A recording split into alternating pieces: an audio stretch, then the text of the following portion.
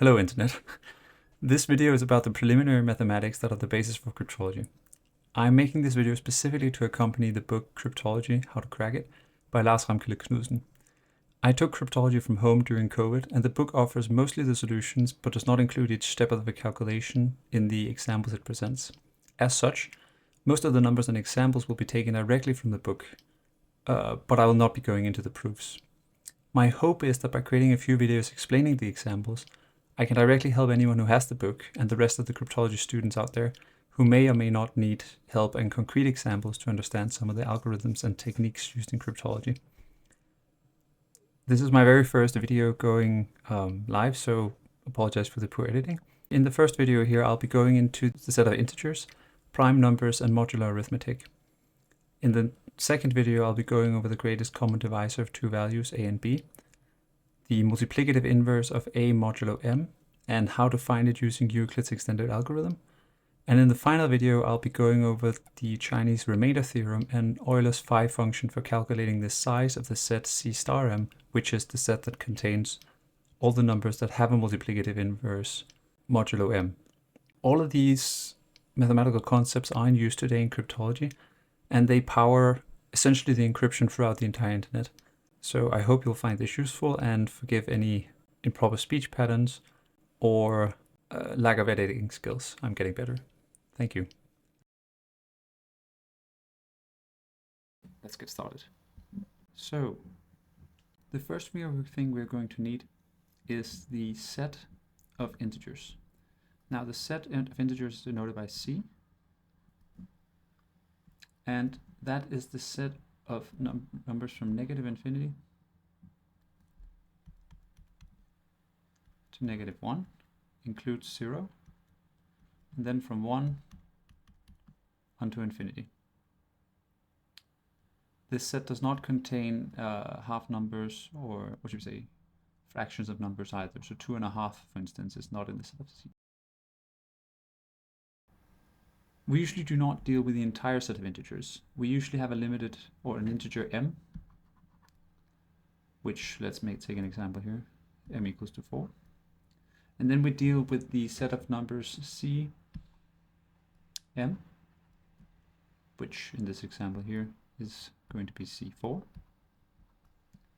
And in that set includes all the numbers from 0 till m minus 1. So in our example, that would be the set 0, 1, 2, and 3. And the reason for that is that 4 minus 1 is equal to 3.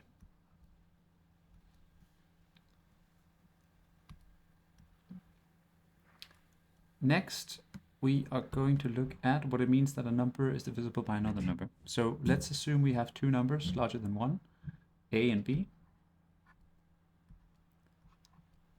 We say that b divides a if there exists an integer such that a is equal to b multiplied by c. A quick example would be if we say a is equal to 15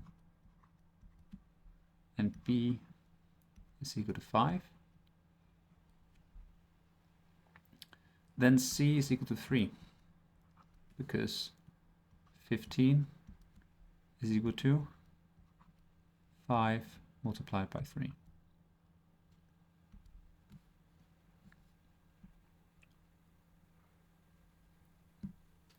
With this, we're now ready to look at the division algorithm, and I'm sure you learned this in elementary school, but the reason I'm showing you this is I want you to think of division in a slightly different way than you're used to. So if we take the same numbers as before, where a is equal to 15 and b is equal to 5, then 15 divided by 5 is first equal to 3, as we saw before, because 5 go into 15 3 times. So what we then do is we have 3 multiplied by 5, which is of course 15. And then you subtract 15 from 15, and that's 0. And then we're done, because we have no more numbers to divide. But what I want to show you briefly here is, I'm going to go into another example. What I wanted to briefly show here is that in this calculation we generated two numbers as well, which is the quotient and the remainder. And the quotient is the number we had to is the number of times that 5 went into 15. So in this example, the quotient was equal to 3. And the remainder is what was left after we took the quotient multiplied by 5. So 3 times 5, which was equal to 15. And then subtracted the product of the quotient and the divisor from the original number. So 15 minus 15 was equal to 0, and the remainder then was 0. I'm going to go over another example as well, very like this one. Let's say that we had 16 divided by 5. We do the same as before. 5 goes into 16 3 times. 3 multiplied by 5 is equal to 15. 16 minus 15 is equal to 1. Now, because 1 is smaller than 5, 5 does not go into 1 anytime, so instead we set a comma. And then we are allowed to put in as many zeros as we'd like. So let's put in a 0. 5 goes into 10 twice, so we have 2 multiplied by 5 is equal to 10. So we write 2 here. 10 minus 10 is 0. And so we're done. And once again, I want you to notice here that we created auxiliary variable or extra variables, the quotient and the remainder. And we had multiple steps. So let's say that the first step was 1. So the first quotient that we had was 3. So Q was equal to 3. Q1 is equal to 3.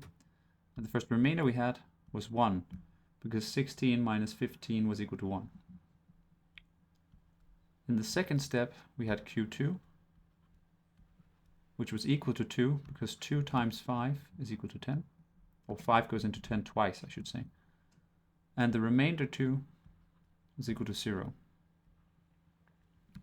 because there was nothing left after we subtracted 10 from 10, or yeah, 10 from 10. So with these auxiliary variables, the quotient and remainder, we can generalize each division step as follows. A, which in this example is 16, is equal to B multiplied by the quotient plus the remainder. And in our example, that would be equal to 16 is equal to 5 multiplied by 3 plus 1. And so the reason, what I meant by thinking of slightly differently about division is that we create additional variables during the calculation, which is the quotient and remainder. And this will be very important for calculating the greatest common divisor and the multiplicative inverse of A modulo M.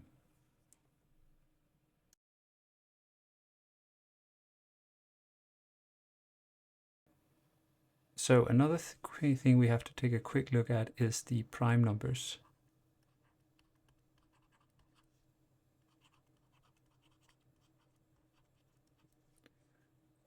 We refer to prime numbers as primes, or simply A prime for a singular one. We usually denote a prime by P. A prime is a number that is larger than 1 and has no divisors other than 1 and itself.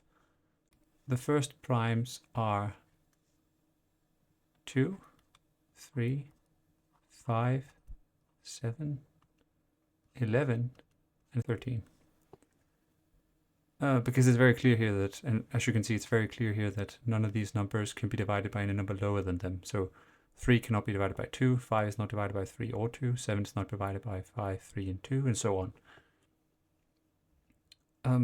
And result that's very important for prime numbers here is that any number is either a prime number or it can be comprised, it can could be comprised of prime numbers. It can be factorized into prime numbers. So for instance, the factorization of 10 is equal to 5 multiplied by 2, whereas you can see 5 and 2 are both primes. These are the factors of 10. If these factors are ordered, meaning either listed from largest to smallest or smallest to largest, then this factorization is unique for each number. So here's an example from my book. The factorization of 420 is 2 to the power of 2 multiplied by 3 multiplied by 5 multiplied by 7. You may say here, well, 2 to the power of 2 is equal to 4. But recall that 2 to the power of 2 actually means 2 multiplied by 2. And so if you want to be pedantic about it, the factorization of 420 is 2 to the power multiplied by 2, multiplied by 3, multiplied by 5, multiplied by 7. And this factorization, as you can see, is ordered from smallest to largest, meaning that this is a unique factorization of 420. So now that we've looked at this set of integers, prime numbers, division, the final cornerstone of the preliminary mathematics of cryptology is modular arithmetic. I'm going to write that up here.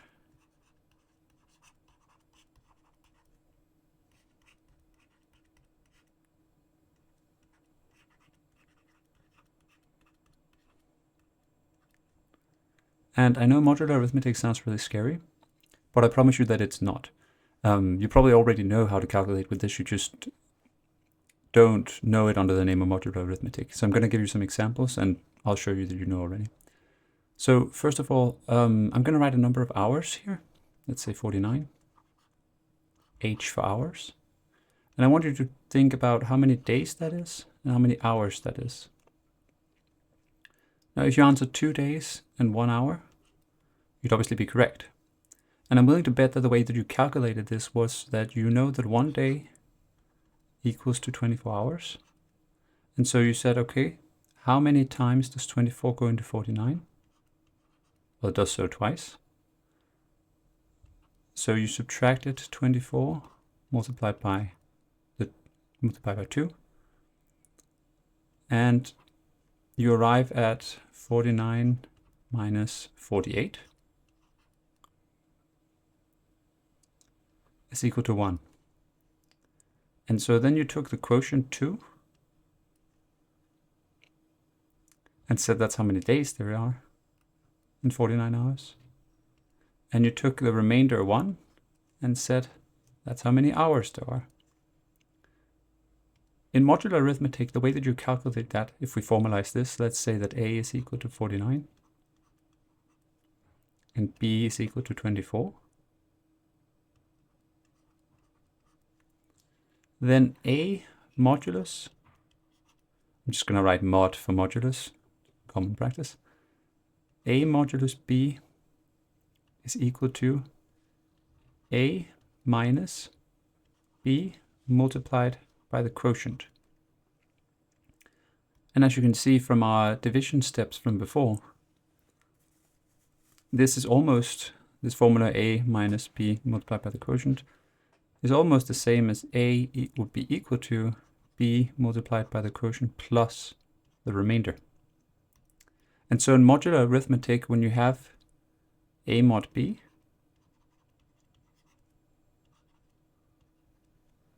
the answer is actually the remainder.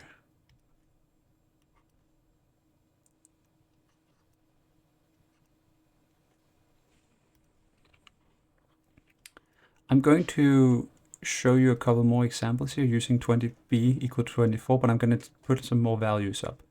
So let's say that we have A equals to, let's just do 49.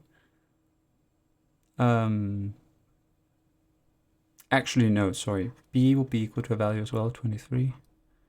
C equals to 5. And D equals to 25. And then usually when we do modulus, we say not A modulus B, but A modulus M. So I'm going to select, say M over here is equal to, actually I'm going to write it up here.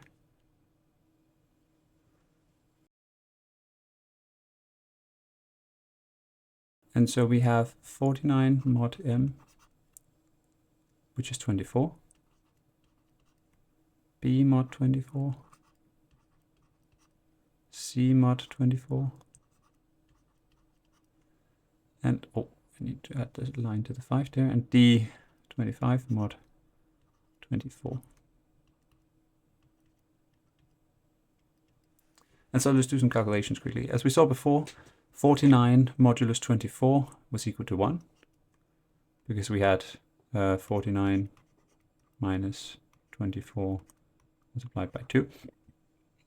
Here we have 23 modulus 24, and the answer to that is 23, because 23 minus 24, but 24 does not go into 23 anytime, so that's 24 multiplied by 0, which is 23.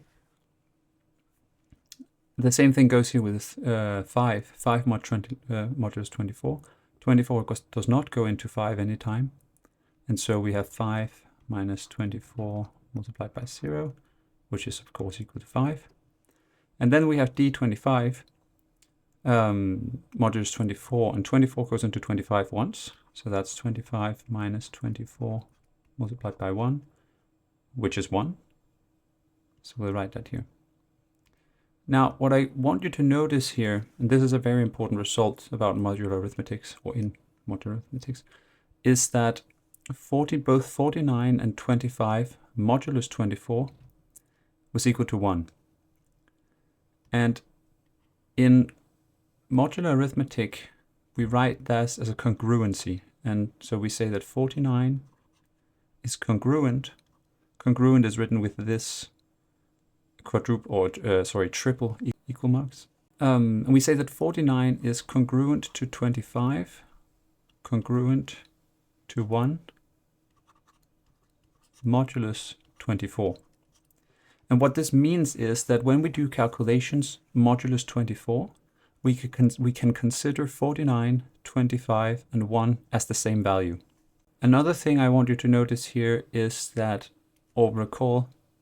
notice and recall, is that whenever we worked with the set of integers c, m,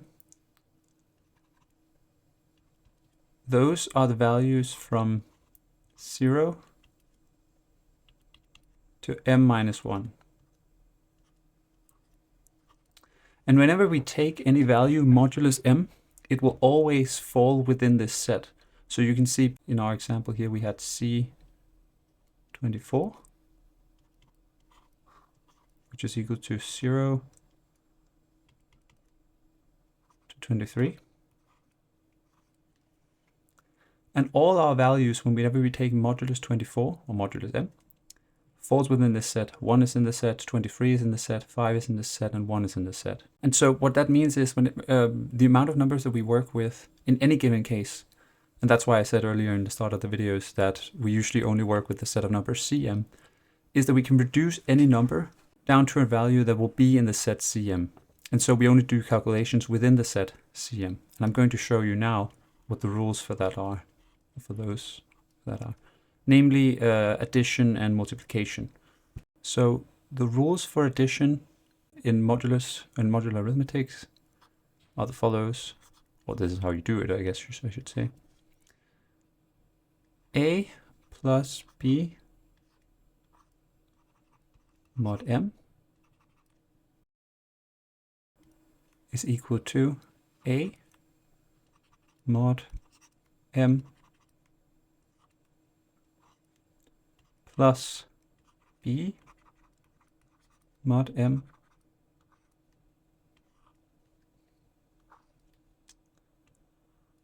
mod m.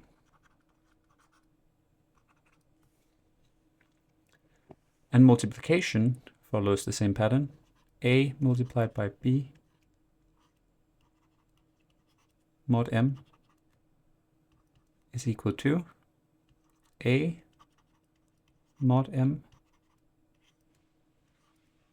multiplied by B mod m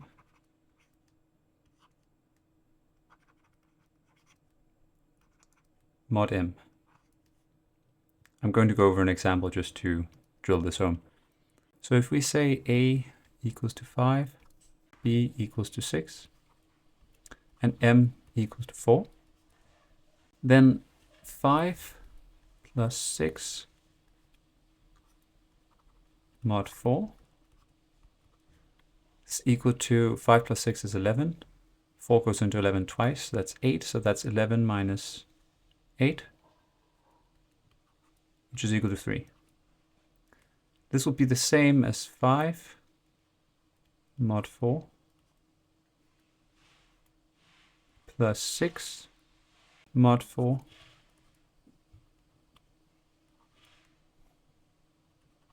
modulus 4.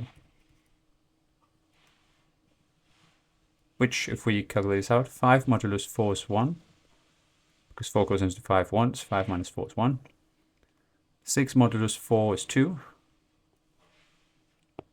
because 4 goes into 6 once, 6 minus 4 is 2, which gives us 1 plus 2, that's equal to 3 mod 4.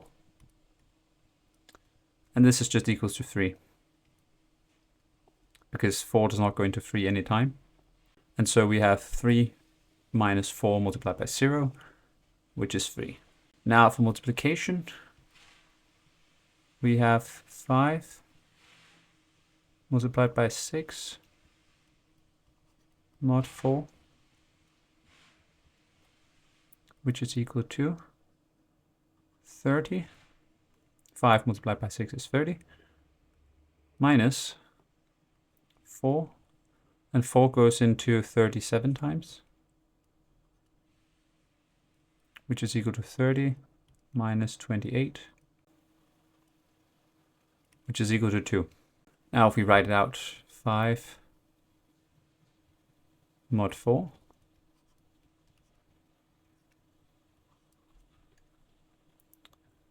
multiplied by 6 mod 4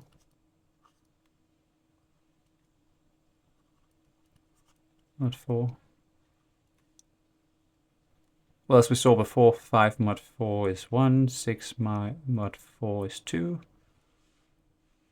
which gives us 1 multiplied by 2, that's 2 mod 4, which is equals to 2.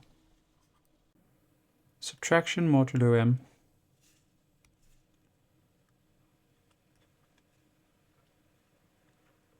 function, since this follows the exact same pattern as multiplication and addition. It's a minus b mod m is equal to a mod m minus b mod m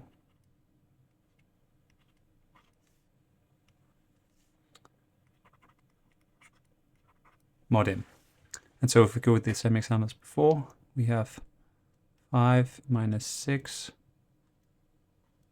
mod m, or mod 4, sorry, which is equal to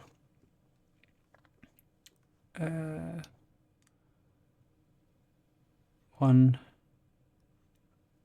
because 5 modulus 4 is 1. Let me write that out entirely. Which is equal to 5 mod 4 minus 6 mod 4 mod 4, which is equal to 1 minus 2, which is equal to negative 1 mod 4. Now a really interesting property pops up here, which is that we've ended in a negative number. And I'm going to show you again in an example in a couple of minutes. But just what happens here is that negative 1 modulus 4 is congruent to 3 mod 4. And so while I know that 1 minus 2 is obviously not 3, as we explained before in modular arithmetic, congruency means that we can calculate with the result of a modulus calculations as the same number. And so -1, sorry, and 3 are congruent to each other mod 4, and so we can consider 1, -1, and 3 the same value mod 4. I'm going to include that in an example up here. One of the cool properties about modular arithmetic is that you're capable of taking some seemingly very complex calculations and simplify them down to something very manageable. So I'm going to go through 2 examples here, both of which are in the book Cryptology and How to Crack It, which is why I'm going through them. And the first example is 17 to the power of 19 mod 16. And unless you're a super genius, you're capable of doing this in your head. I'm not, but so here's an easier way to do it.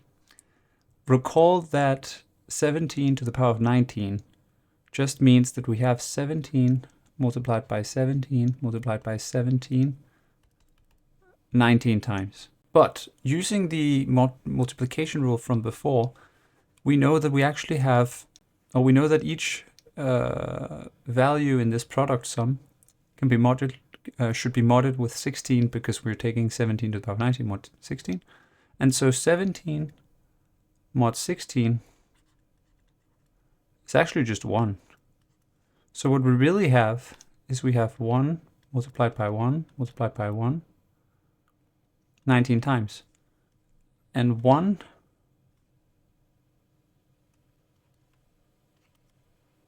to the power of 19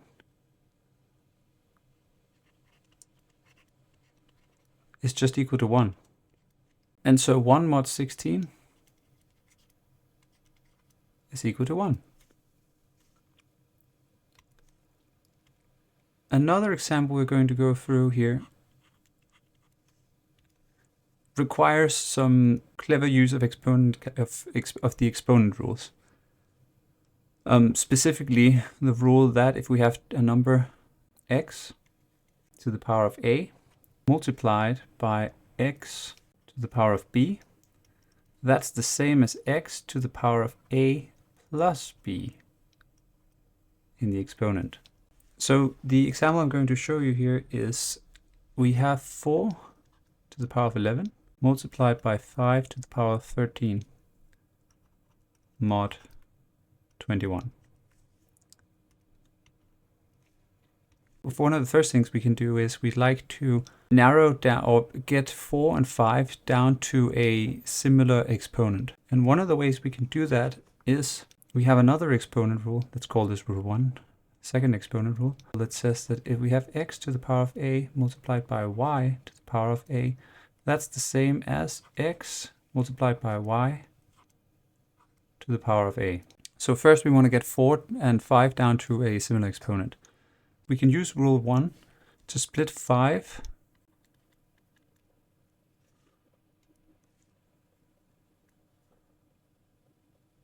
into 5 to the power of 11 multiplied by 5 to the power of 2 mod 21. And then we can use rule 2 to calculate that to 20 to the power of 11 multiplied by 5 to the power of 2. 5 to the power of 2 is 25 because that's 5 multiplied by 5. So that's 20 to the power 11 multiplied by 25 mod 21. Now, as I showed you before with subtraction, it's possible to end up in a modulus calculation with a negative value. And that can be really useful for simplifying equations. And we're going to use that rule here. We have 20 to the power of 11 multiplied by 25 mod 21. And as I showed you before, the multiplication rule states that that is equal to 20 mod 21 multiplied by 25 mod 21 mod 21. And so we can break this up into different parts. So let's start with 20 to the power of 11 mod 21. The regular calculation for this would be 20 minus 21 multiplied by the amount of times 21 goes into 20. And it doesn't go into 20 anytime, so that would usually be 0. But if we take that to be 1 instead, we end up with -1. And so we have negative 1 to the power of 11 mod 21. Using the same trick as before, where negative 1 to the power of 11 is actually just negative 1 multiplied by negative 1 multiplied by negative 1, mod 21 all the way. We end up here with simply taking 1 or negative 1 to the power of 11.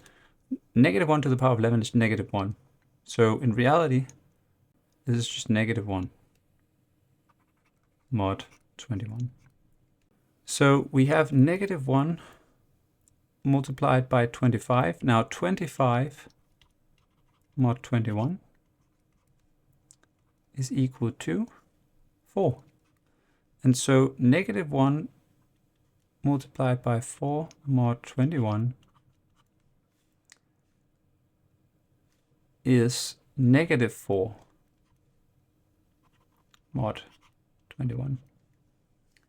Now, as I showed you with subtraction before, negative 4 plus 21, or negative 4 is congruent to 17 mod 21. And the reason for that is if we take minus 4 plus 21, we end up at 17.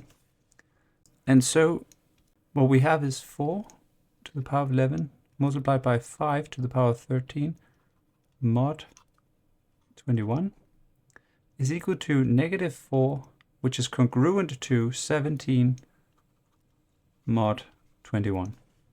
And so that is our answer. That's it for this video. In the next video, I'll be going over how to calculate the greatest common divisor of two numbers, a and b, what the multiplicative inverse of a modulo m is, and how to find it using Euclid's extended algorithm.